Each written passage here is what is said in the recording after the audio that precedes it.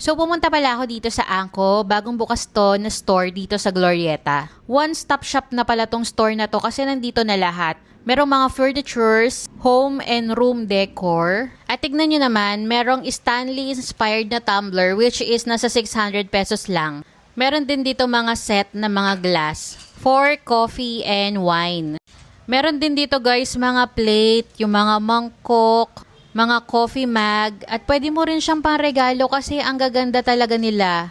Ayan, for mga moms naman na mahilig magluto, ang dami ditong mga pang cooking ware. Meron din dito mga organizer. Like ito yung ilalagay mo dito yung microwave. Nasa 840 pesos lang. Meron din sila nung sliding na organizer para sa kitchen. Madami rin sila dito mga accessories for living room, mga throw pillow na sobrang affordable lang. At saka meron din dito mga blanket.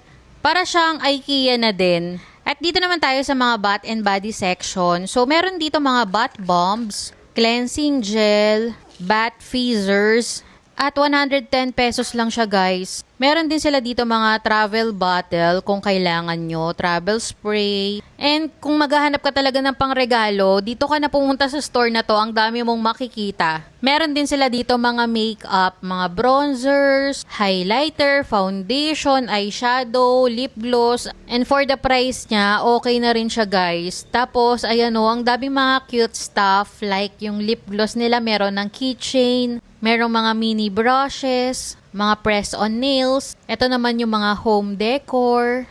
Meron din silang stationery of course. Planner and pens. Meron din sila dito mga art stuff, mga wooden display, mga pang-art talaga.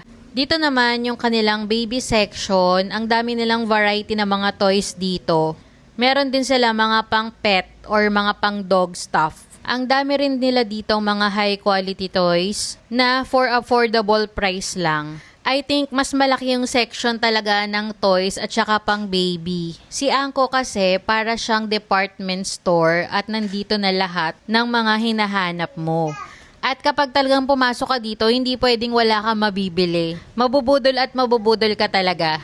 So, ayun lang guys, buyers, follow me for more.